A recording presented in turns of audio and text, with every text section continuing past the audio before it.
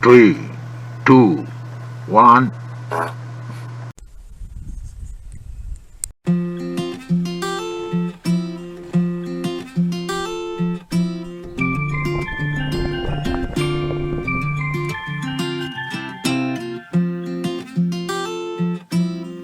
Salut à tous et bienvenue.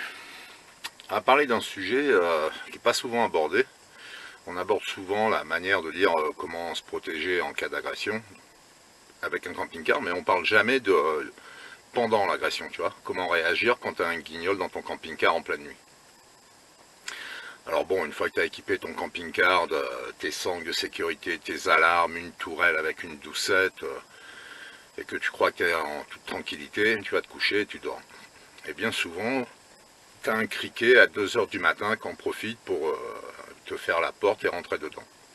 Alors si t'as rien entendu, ressentir une personne dans un camping-car, un espace aussi réduit, c'est pas facile. Alors le truc, c'est comment réagir à un enfoiré comme ça, tu vois. Alors il y a plusieurs solutions. Nous, ça nous est arrivé, mais sur un bateau, tu vois.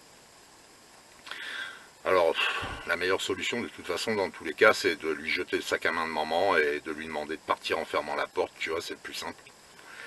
Au moins, t'es pas emmerdé.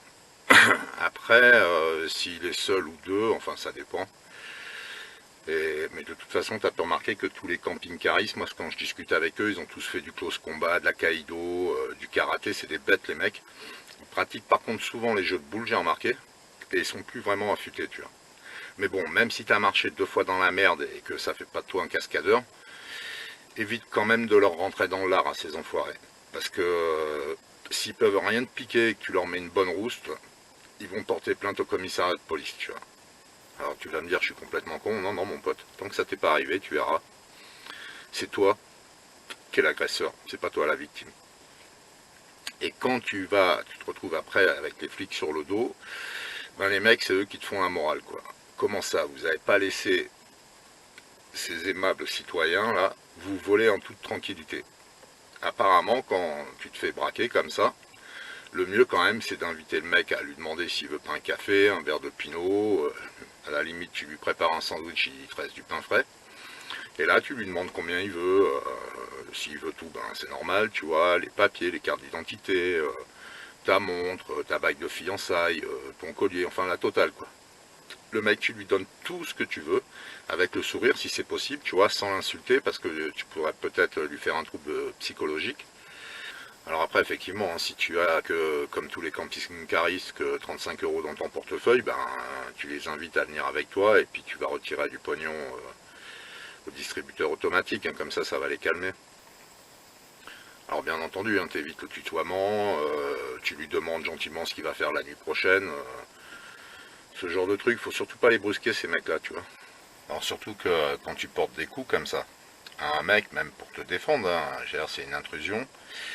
Et quand tu es convoqué au commissariat de police, les flics ils te disent toujours: ah ouais, mais vous auriez dû nous appeler dans ces cas-là. Comment ça, vous appelez, monsieur, dame? T'es dans ton camping-car, t'as un guignol à l'intérieur qui te menace avec une hache et tu vas lui demander gentiment: attendez 2 secondes, hein, je prends mon téléphone, j'appelle les flics et puis après on discute et on règle notre affaire. C'est ça, quoi. Mais si tu fais le contraire comme moi je l'ai fait, eh ben tu te retrouves avec des emmerdes pas possibles, tu leur fous une rouste, les mecs portent plainte, tu te retrouves au commissariat de police parce que t'apprécies pas trop, tu vois. Tu rues dans les brancards, on te fout derrière les barreaux, et puis après, ben, ces enfoirés portent plainte et tu travailles pendant des mois, voire parfois des années, pour payer des dégâts que ces mecs sont venus chercher. Donc la meilleure chose à faire, c'est de leur donner tout ce qu'ils veulent. C'est le plus simple. En plus, pour te rassurer quand même, sache qu'il n'y a que 0,3% des infractions de vol dans les camping-cars où les gens arrivent à rentrer dedans. Donc ça te permet, c'est que ce jour-là, ben, tu n'étais pas au bon endroit ni là au bon moment, mais enfin tu peux quand même dormir sur tes 2 oreilles. Bon voilà, je voulais te donner l'information parce que vaut mieux rester calme, même si tu es en suquet à 3 heures du matin, hein, faut que tu arrives, mais bon ça fait rien, il faut que ça se passe comme ça, tu vois. Sans ça, je te dis, les emmerdes c'est pour toi. Allez, pense à t'abonner si tu veux et bon voyage. Allez, restaurant chez Bertha.